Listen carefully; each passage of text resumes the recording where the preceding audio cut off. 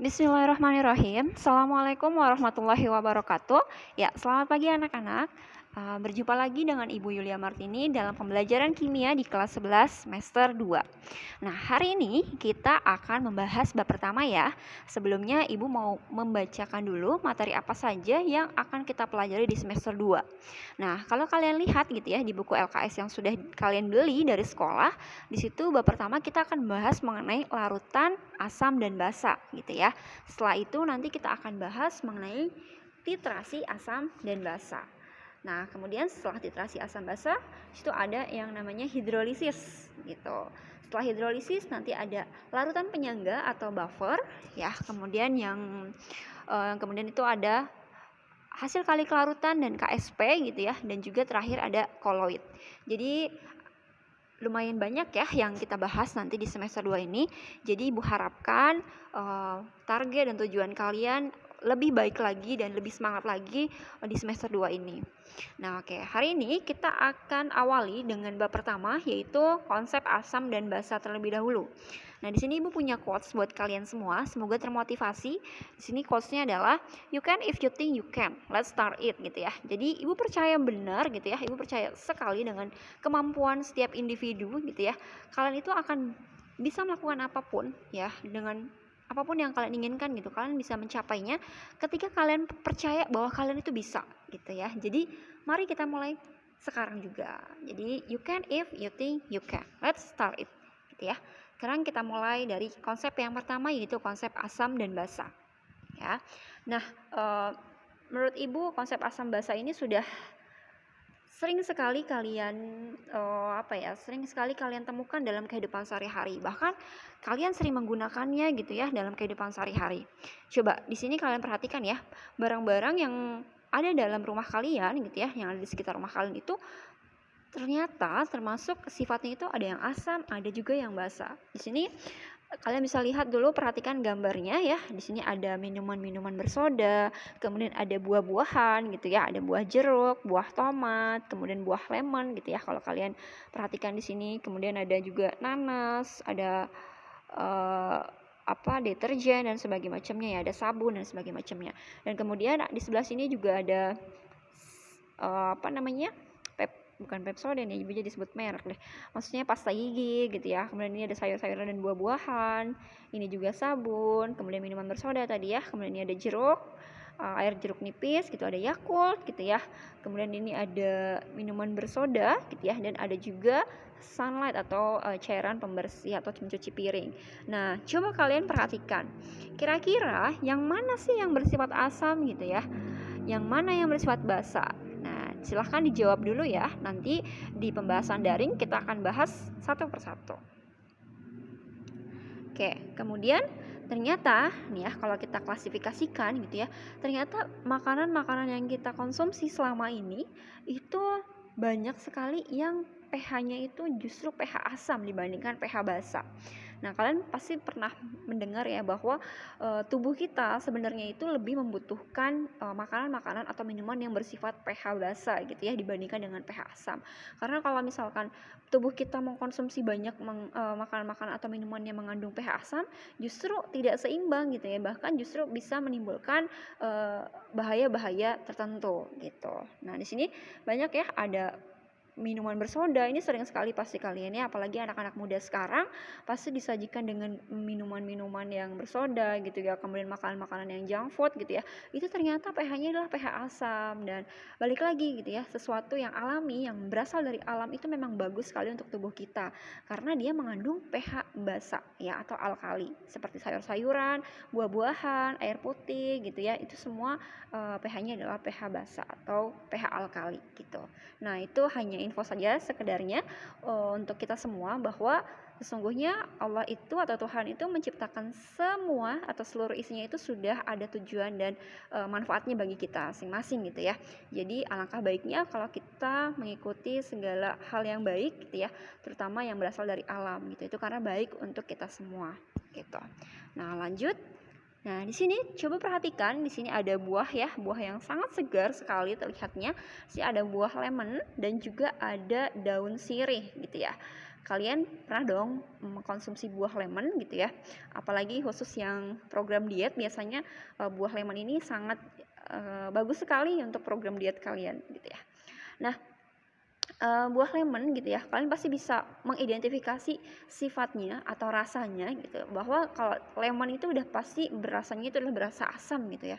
Ibu belum pernah menemui lemon yang berasanya itu adalah berasa manis gitu, kecuali kalau ditambahkan madu atau ditambahkan gula, itu beda lagi ya. Jadi secara general gitu ya, lemon itu bersifatnya atau berasanya adalah asam. Kemudian kalau misalkan air lemon itu menempel pada kulit kita, itu pasti rasanya adalah kesat gitu ya, rasa kesat gitu. Nah, kemudian daun sirih, kalau daun sirih itu biasanya itu terasa licin kalau di tangan gitu ya. Kemudian dia juga kalau kita cicipi itu berasa pahit. Nah, ini kalau misalkan kita klasifikasikan bahwa sifat asam, kemudian yang sifatnya kesat itu termasuk dalam kategori bersifat asam gitu ya identifikasinya. Sedangkan yang bersifat licin atau kemudian berasa pahit itu termasuk dalam klasifikasi yang bersifat basa. Nah, tapi tidak semua asam dan tidak semua basa itu bisa kita cicipi ya, atau kita bisa rasakan. Karena banyak senyawa-senyawa kimia yang termasuk asam dan basa itu tidak boleh sama sekali kita cicipi. Jadi ini hanya sekedar kontekstualnya gitu ya. Jadi pembelajaran kontekstualnya kalau ternyata asam dan basa itu ada dalam kehidupan sehari-hari. Tapi nyatanya segala sesuatu senyawa asam ataupun basa ya tidak semuanya bisa kita cicipi atau bisa kita rasa gitu. Oke. Nah, langsung saja masuk ke pengertian umum asam dan basa. Nah, jadi asam itu berasal dari bahasa Latin ya yang berarti cuka. Nah, jadi asam itu berasal dari bahasa Latin acetum yang berarti cuka. Jadi cuka itu udah pasti asam. Kemudian basa itu berasal dari bahasa Arab alkali yang berarti abu. Jadi ingat ya, asam itu dari acetum berarti cuka, kemudian basa itu adalah alkali berarti abu. Ini pengertian secara umumnya gitu ya. Nah, kemudian teori asam basanya gitu ya. Jadi nanti kita akan belajar mengenai teori asam basa. Jadi ada 3 teori yang mendasari mengenai sifat asam dan basa itu apa gitu ya. Nah, di sini ada teori-teorinya. Yang pertama, teori yang dikenal adalah teori asam Arrhenius. Nah, Ibu rasa ketika SMP ini sudah pernah disinggung dan dibahas gitu ya di SMP kalian, bahwa asam itu adalah yang melepaskan H+ gitu ya. Basa itu yang melepaskan ion OH- dan sebagainya macamnya. Kemudian yang nanti kita akan lebih dalami adalah teori asam basa Bronsted-Lowry dan teori asam basa Lewis gitu ya. Jadi ketiga ini yang nanti kita akan bahas di video ini. Oke, jadi silahkan dipahami baik-baik. Yang pertama, kita berkenalan dulu mengenai teori asam basa Arrhenius. Nah, kalian bisa lihat ya ini. Nah, ini ya, supaya kalian kenal bahwa yang mencetuskan teori asam basa Arrhenius itu namanya adalah Sven August Arrhenius gitu ya, pada tahun 1884. Nah, ini orangnya ya. Ini orangnya yang namanya Arrhenius, makanya disebut dengan teori asam basa Arrhenius gitu ya. Kalau yang menemukan namanya Yusuf berarti teori asam basa Yusuf gitu. Tapi yang menemukan Arrhenius jadi namanya teori asam basa Arrhenius. Nah, bagaimana menurut teori asam basa Arrhenius gitu ya? Nah, menurut si Arrhenius, asam itu adalah segala sesuatu yang melepaskan ion hidronium. Nah, ion hidronium itu ini yang ditanda kurungin ya. H3O+. Jadi, ion hidronium itu adalah H3O+ saat dilarutkan dalam air. Jadi, menurut teori asam basa Arrhenius gitu ya, segala sesuatu yang dilarutkan dalam air dan menghasilkan atau melepaskan ion hidronium itu disebut dengan asam. Nah, ion hidronium itu atau H3O+ itu sama dengan H+. Jadi, H3O+ bisa kita singkat dengan H+. Oke, kalau kalian masih ingat ya, asam itu identik dengan H+ di depannya. Sedangkan basa identik dengan OH- di belakang gitu ya. Jadi di sini asam itu melepaskan ion hidronium H3O+ atau ion hidrogen H+ gitu ya saat dilarutkan dalam air. Langsung ke contohnya adalah asam klorida gitu ya. Asam klorida ini ada di dalam lambung kita ya, asam lambung. Asam lambung itu nama senyawanya adalah asam klorida. Nah, untuk rumus kimianya adalah HCl gitu ya. Nah, HCl ini ketika dilarutkan dalam air, maka di sini reaksinya HCl ditambah H2O karena HCl ditambah sama air gitu ya. Menghasilkannya gitu, kalian bisa lihat H3O+ ditambah Cl-. Nah, ini yang dimaksud dari pengertian tadi. Asam itu melepaskan ion hidronium saat dilarutkan dalam air. Jadi ketika HCl ini dilarutkan dalam H2O, dia akan melepaskan yang namanya ion H3O+ ya, atau ion hidronium dan Cl-. Kok bisa H3O+, Bu? Ya tinggal aja H+ dari si HCl itu pindah ke H2O. Jadinya menjadi H3O+. Nah, HCl-nya karena sudah ditinggal pergi sama H+, tinggal Cl- di sini gitu. Nah, penulisan reaksi kimia ini bisa dipersingkat lagi gitu ya. HCl melepaskan H+ tambah Cl-. Jadi yang Ibu bilang tadi, asam itu melepaskan ion hidronium H3O+ atau ion hidrogen H+. Jadi H3O+ itu bisa diganti dengan H+. Maka di sini HCl bisa juga ditulis melepaskan H+ ditambah Cl- gitu ya. H+-nya ini identik dengan asam sifatnya. Oh, berarti kalau melepaskan H+ ini sifatnya asam. Oh, kalau melepaskan H3O+ berarti ini sifatnya asam juga gitu ya. Nah, jadi di sini untuk memudahkan digunakan H+ sebagai kependekan dari H3O+ dan penghilangan molekul air gitu ya. Jadi kalau kalian menuliskannya H+ tambah Cl- saja itu tidak salah gitu ya. Itu benar gitu karena itu kependekan dari H3O+. Oke, paham ya? Lanjut gitu. Nah, menurut teori Arrhenius yang tadi gitu ya. Contohnya nih di sini ada asam klorida HCl ya yang tadi Ibu contohkan. Kemudian ada asam sulfat H2SO4, ini juga termasuk asam. Nah, asam sulfat itu contohnya ini, nah asam sulfat itu nama lain dari aki ya. Jadi kalau aki mobil gitu ya. Bukan aki-aki ya, tapi aki mobil gitu ya. Air aki maksudnya. Nah, itu sifatnya itu adalah asam gitu ya. Nama senyawanya adalah asam sulfat H2SO4. Nah, ini kalau reaksi kimianya bisa dilihat di sini, coba kalian perhatikan H2SO4 ditambah 2H2O menghasilkan 2H3O+ tambah SO4 2-. Oke, jangan bingung mengenai angka yang ada di depan H2O ini ya. Nanti kita akan pelajari di daring di hari Kamis. Nah, ini cukup kalian tahu bahwa H2SO4 ketika dilarutkan dalam air, ini ada H2O ya, maka dia akan melepaskan ion H3O+. Nah, ini artinya bahwa sifatnya adalah asam dan SO4 2-. Dan begitu pula ini kependekan dari reaksi yang di atas, H2SO4 menghasilkan 2H+ tambah SO4 2-. Kenapa 2H+? Karena lihat di sini H-nya berjumlah 2.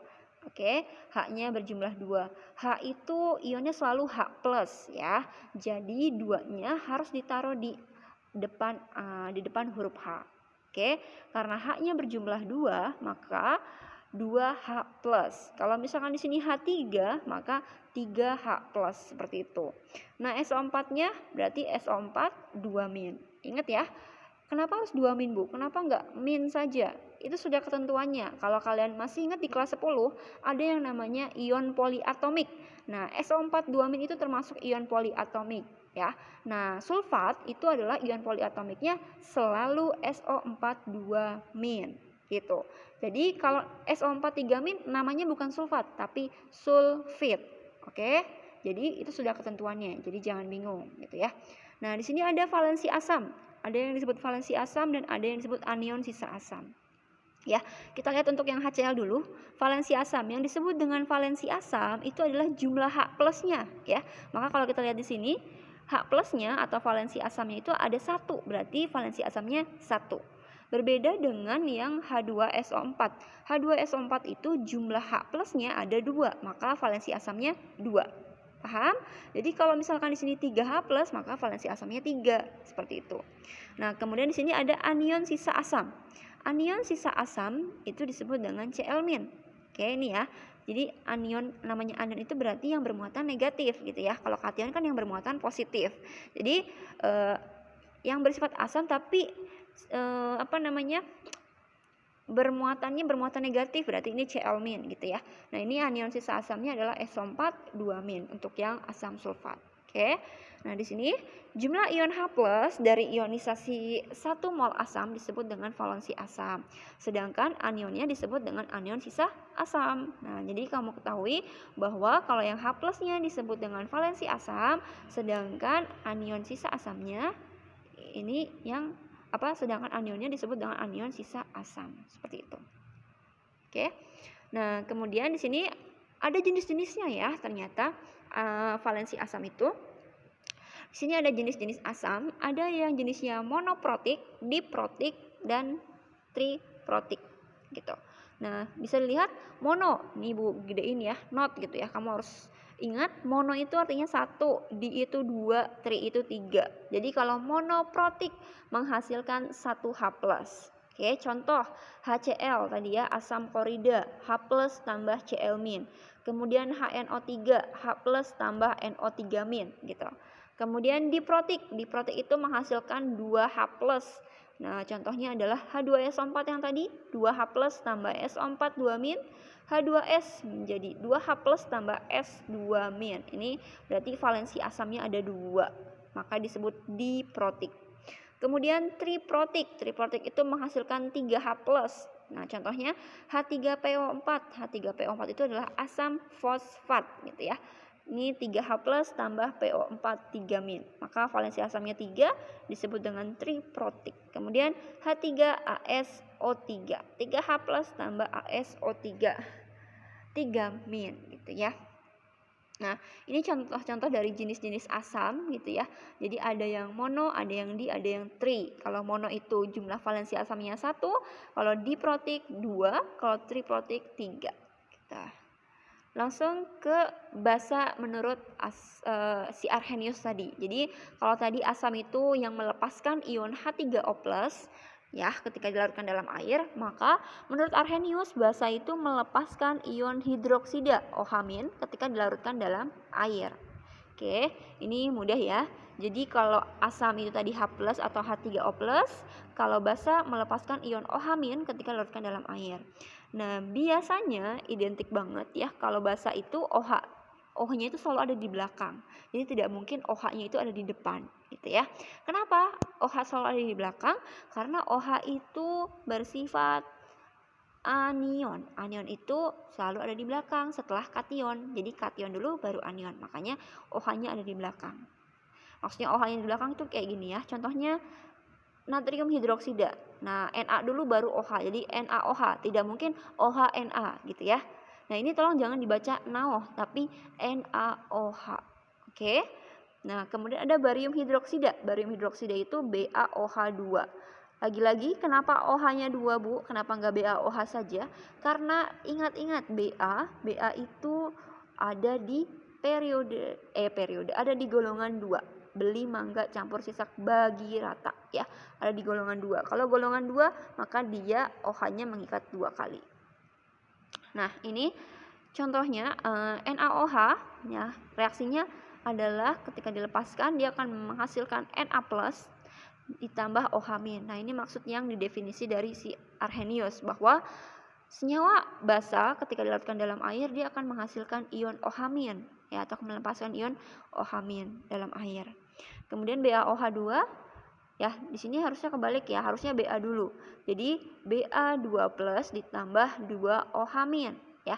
Ba-nya 2+ karena ada di golongan 2, maka Ba2+ ditambah OH-nya ada 2. Jadi 2-nya taruh di depan OH, 2 OH- gitu ya. Nah, ini valensi basanya. Kalau tadi valensi asamnya itu identik dengan jumlah H+, kalau valensi basa itu identik dengan jumlah OH-. Jadi valensi basanya ada 1 untuk NaOH dan valensi basanya ada 2 untuk BaOH2. Oke. Nah, kation sisa basanya adalah Na+, kation sisa basanya adalah Ba2+ untuk BaOH2. Nah, jumlah ion OH- dari ionisasi 1 mol basa disebut dengan valensi basa, sedangkan kationnya disebut dengan kation sisa basa. Oke, ini sama dengan yang tadi asam ya, hanya ini namanya basa. Nah, kalau kita lihat lagi, jenis-jenis basanya juga hampir mirip ya pengertiannya dengan jenis-jenis asam, bahwa mono itu berarti valensi basanya 1, di itu berarti valensi basanya 2, tri itu valensi basanya 3. Maka jumlah OH-nya aja kita hitung. Contoh, misalkan yang monohidroksidanya ya. Nah, ini KOH, K plus tambah OH min, maka jumlah OH-nya 1 gitu ya. Jadi ini disebut dengan jenisnya adalah basa monohidroksida. Kemudian BaOH2 tadi jumlah OH-nya ada 2 ya, MgOH2 ini juga jumlah OH-nya ada 2, maka tergolongnya jenis basanya adalah dihidroksida. Kemudian yang trihidroksida contohnya adalah AlOH3 ya, Al3+, ya. Kenapa Al-nya 3+, Bu? Lagi-lagi karena Al ada di golongan 3, maka dia bermuatan 3+. Maka OH yang diikat juga pasti 3 gitu ya. FeOH3, Fe3+ tambah 3 OH min gitu ya. Jadi kalau jumlah valensi basanya ya, valensi basanya itu berarti OH minnya ada 3, maka trihidroksida, kalau 2 adalah dihidroksida, dan kalau 1 adalah monohidroksida. Oke, Ibu rasa sudah paham ya untuk teori asam basanya si Arrhenius. Nah, lanjut lagi ke teori yang kedua ya. Kenapa muncul teori yang kedua? Pasti ada sebab musababnya gitu ya. Karena teori yang pertama, teorinya si Arrhenius itu punya kelemahan, makanya disempurnakan lagi oleh teori yang kedua atau teori asam basa Bronsted-Lowry. Nah, kelemahannya apa yang dimiliki dari teori asam basa Arrhenius ini? Ya, yang pertama, untuk teori asam basa Arrhenius dia itu hanya berlaku untuk senyawa yang dilarutkan dalam air saja. Jadi, kalau senyawanya tidak dilarutkan dalam air, Arrhenius tidak bisa menjawab apakah sifatnya asam ataupun basa, gitu ya. Karena definisinya dia kalau dilepaskan dalam air, melepaskan H+ itu asam gitu ya. Kalau dilepaskan OH- itu adalah basa gitu kalau di dalam air. Jadi kalau tidak dilarutkan dalam air, maka si Arrhenius ini bingung gitu, sifatnya ini apa? Maka itu adalah salah satu kelemahan dari Arrhenius. Yang kedua, tidak dapat menjelaskan sifat asam basa yang tidak melalui pembentukan ion H+ ataupun OH-. Jadi kalau tidak ada H+ atau tidak ada OH-nya, si asam basa Arrhenius juga bingung gitu ya, menentukan sifatnya itu asam atau basa. Maka teori asam basa yang kedua itu disempurnakan oleh teori asam basanya Bronsted-Lowry. Oke. Nah, ini untuk yang kepo gitu ya. Bronsted-Lowry itu seperti apa? Ini gambarnya. Ini Johannes N. Bronsted, dan yang sebelah kanan adalah Thomas M. Lowry gitu ya. Jadi dua orang, makanya di sini teori asam basa Bronsted-Lowry. Jadi ada 2 penemunya. Nah, menurut si Bronsted-Lowry, asam itu donor ya, namanya donor itu berarti memberi. Donor darah berarti kalian memberikan darah. Tapi kalau donor proton berarti kalian memberikan proton. Jadi asam itu menurut Bronsted-Lowry itu adalah donor proton atau H+, sedangkan basa akseptor proton. Kalau ada yang memberi pasti ada yang menerima ya. Jadi akseptor itu artinya penerima, menerima proton atau H+.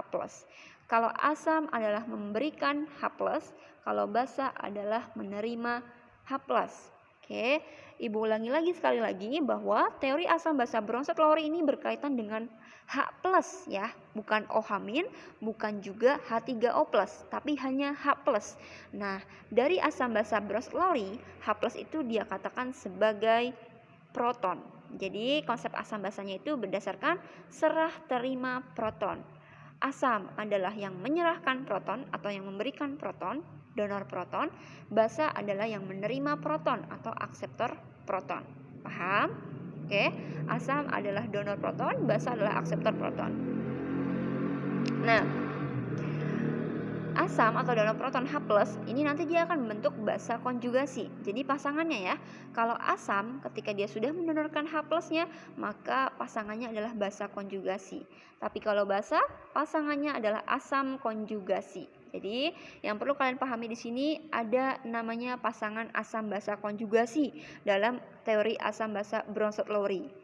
Jadi kalau sudah sifatnya asam, maka sebelahnya adalah basa konjugasinya. Kemudian kalau yang salah satunya sifatnya basa, maka sebelahnya adalah asam konjugasi. Jadi dia berpasangan ya. Asam dengan basa konjugasi, basa dengan asam konjugasi. Maka disebut dengan pasangan asam basa konjugasi. Kita lihat langsung ke contoh. Nah, contoh lihat yang di atas dulu ya. Di sini ada HF. HF ditambah H2O. Membentuk H3O+ tambah F-. Kita dari teori Arrhenius dulu ya. Ini kebetulan dilarutkan dalam air. HF dilarutkan dalam air membentuk H3O+ tambah F-. Kalau menurut teori Arrhenius, sudah saja langsung dikatakan HF itu sifatnya asam. Karena apa? Karena ketika dilarutkan dalam air, dia melepaskan ion H3O+. Oke, sifatnya asam. Nah, menurut si Bronsted Lowry sudah pasti sifatnya juga asam gitu ya. Tapi di sini ada pasangannya, ada asam, ada basa konjugasinya. Kita lihat di sini. Ya, HF pasangannya atau HF ini pasangannya dengan F- gitu ya. H2O pasangannya dengan H3O+. Kamu perhatikan HF. HF awalnya ada H ya di depannya. Kemudian setelah mengalami reaksi F-nya jadi sendiri. Artinya si H ini sudah didonorkan gitu ya, atau sudah diberikan kepada H2O. Nah, jadi kalau HF ini mendonorkan H+-nya, maka HF bersifat asam. Sedangkan pasangannya si F- dia bersifat basa konjugasi. Nah, begitu pula dengan yang H2O. H2O ini setelah mengalami reaksi dia membentuk H3O+. Artinya H2O tadi menerima H+ dari HF. Maka si H2O bersifat sebagai basa, sedangkan H3O+ bertindak sebagai asam konjugasinya. Maka pasangan asam konjugasinya adalah HF dengan F- dan juga H2O dengan H3O+. Begitu. Ya. Nah, di sini dilihat lagi ya. Ini tadi penjelasannya, asam itu adalah HF itu adalah asam gitu ya. Pasangannya F- adalah basa konjugasi, sedangkan H2O adalah basa, pasangannya H3O+ adalah asam konjugasi. Oke. Semoga tidak bingung ya. Di sini ulangi lagi, kenapa HF bersifat asam? Karena HF ini mendonorkan H+-nya ke H2O. Sehingga HF menjadi F- saja karena H-nya sudah didonorkan ke H2O. Nah, sedangkan H2O dia sudah menerima H+ atau sudah menerima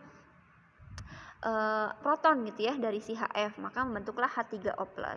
Ingat-ingat lagi, asam itu kan yang mendonorkan proton, maka HF ini bertindak sebagai asam, sedangkan H2O ini menerima proton, maka bertindak sebagai basa.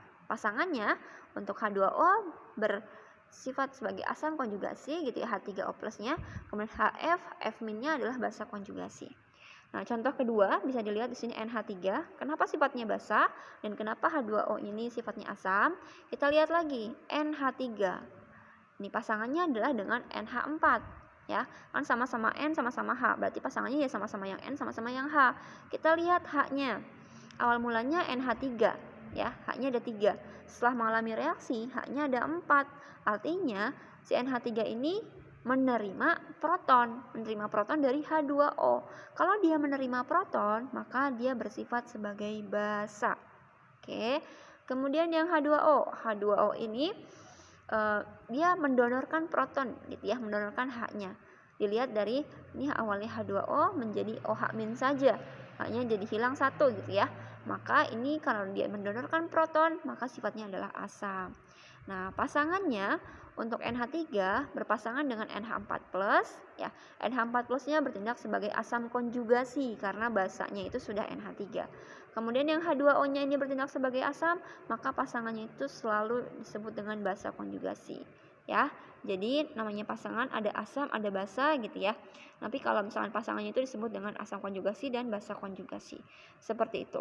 Nah, kalau kamu perhatikan di sini beda-beda ya, H2O yang atas, yang HF dia bersifat sebagai basa, sedangkan yang bawah dia bersifat sebagai asam.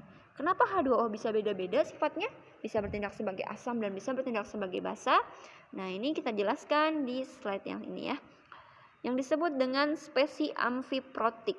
Nah, jadi spesi amfiprotik itu adalah spesi yang dapat berperan sebagai asam dan basa.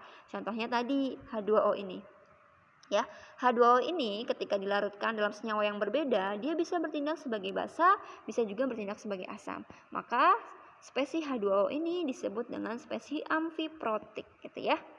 Jadi dapat melepaskan proton maupun menerima proton. Contoh lain selain H2O, ini ada NH3 gitu ya. Nah, kita lihat kalau NH3-nya itu menerima proton, maka NH3 ditambah H+ gitu ya, maka menghasilkan NH4+. Nah, NH3-nya kan menerima itu berarti NH3-nya bertindak sebagai basa. Ya, pasangannya adalah asam konjugasi. Sedangkan kalau dia mendonorkan proton gitu ya, NH3 menjadi H plus tambah NH2-. Namanya sudah didonorkan ya, berarti H plusnya menjauh. Kalau ini kan diberikan, berarti H plusnya mendekat. Jadi dia menjauh tuh, menjauh H plusnya 1 ditambah NH2-. Maka karena dia mendonorkan, NH3-nya bertindak sebagai asam dan pasangannya adalah NH2- bertindak sebagai basa konjugasi. Nah, paham ya? Jadi ada 2 spesi di sini yang dibahas yang bertindak sebagai spesi amfiprotik yaitu NH3 karena dia bisa bertindak asam dan basa, dan juga H2O. Ini sama juga ya, dia bisa bertindak sebagai asam dan basa. Nah, itu tadi mengenai teori asam basa Bronsted-Lowry. Sekarang teori yang ketiga yaitu teorinya Lewis gitu ya. Untuk teori Lewis di sini ya, ini kalau mau berkenalan dengan sorry ya. Nah, ini kalau mau berkenalan dengan si Lewis, ini fotonya si Lewis ya.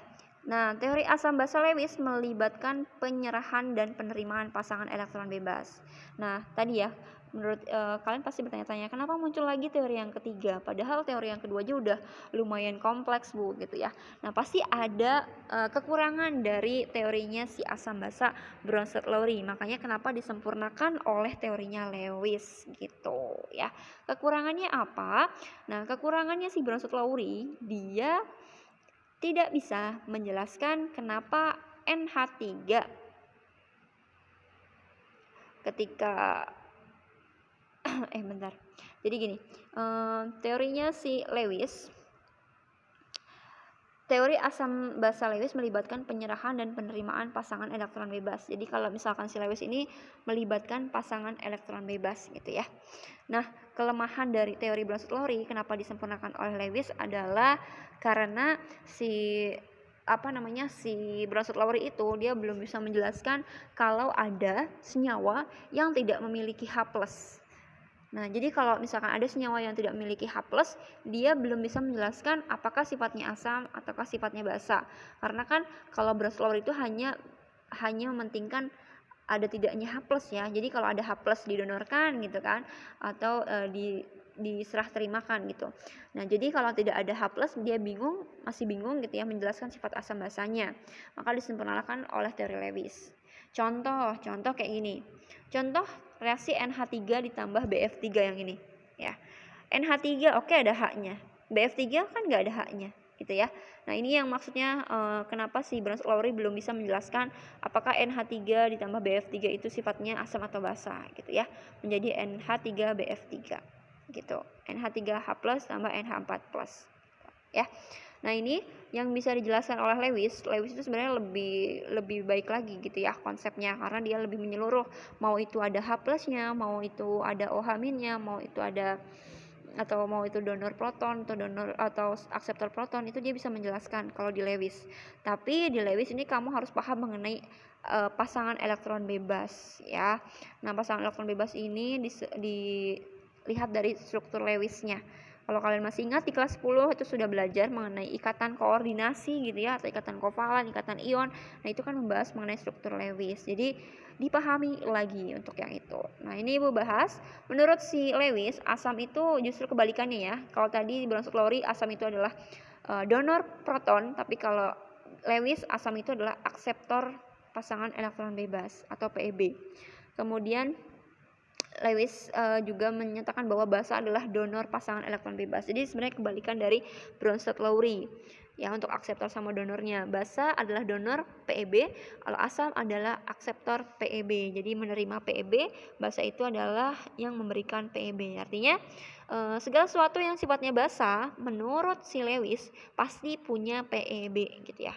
Karena kalau dia punya PEB pasti didonorkan. Kalau nggak punya PEB ya nggak mungkin didonorkan gitu ya. Nah, kita lihat dari contoh yang pertama dulu, NH3 dan BF3. Nah, ini memang harus dibentuk strukturnya seperti ini ya. Karena kita mau tahu mana senyawa yang punya PEB, mana yang tidak punya PEB. PEB itu yang ini ya, 2 ini. Nah, ini terlihat bahwa NH3 itu ternyata punya pasangan elektron bebas sejumlah satu pasang. Satu pasang itu artinya 2 elektron ya. Nah, karena dia punya PEB, maka sudah pasti dia bersifatnya sebagai basa. Sedangkan yang tidak punya PEB, maka dia akan menerima nanti ya. Nah, menerima itu akseptor. Akseptor itu berarti bertindak sebagai asam. Jadi NH3-nya adalah basa, BF3-nya adalah asam gitu. Nah, di sini bisa dilihat ikatan kovalen koordinasinya. Nah, kemudian contoh yang kedua ada NH3 ditambah H+ menjadi NH4+. Nah, kalau kamu perhatikan di sini kita lihat lagi struktur Lewisnya. NH3-nya tadi punya PEB ya, punya pasangan elektron bebas. Maka sudah pasti kalau punya pasangan elektron bebas dia sifatnya basa. Nah, sedangkan H+, H itu elektron valensinya adalah 1. Nah, maka kalau menjadi H+, kan ionnya bermuatan plus ya. Artinya yang tadi punya 1 elektron, kalau H aja punya 1 elektron, kalau H+ berarti elektronnya sudah nggak ada sama sekali. Jadi elektronnya sudah nggak ada, jadi dia kosong. H-nya itu tidak ada elektron sama sekali. Makanya diberikan oleh NH3 elektronnya. Ya. Jadi NH4+. Nah, maka karena si asam ini, karena H+ ini bertindak sebagai akseptor penerima PEB, maka dia bertindak sebagai asam, sedangkan NH3 yang punya PEB dia bertindak sebagai basa. Nah, itu tadi pengertian atau dari konsep teori asam basa gitu ya, asam basa Arrhenius, Blansut-Lowry, dan teori Lewis. Semoga bisa dipahami dengan baik gitu ya. Kalaupun masih bingung, silahkan nanti siapkan pertanyaan-pertanyaan untuk kita bahas di hari Kamis ketika daring. Oke, mungkin Ibu cukupkan sampai di sini saja gitu ya. Kurang lebihnya mohon dimaafkan. Wassalamualaikum warahmatullahi wabarakatuh.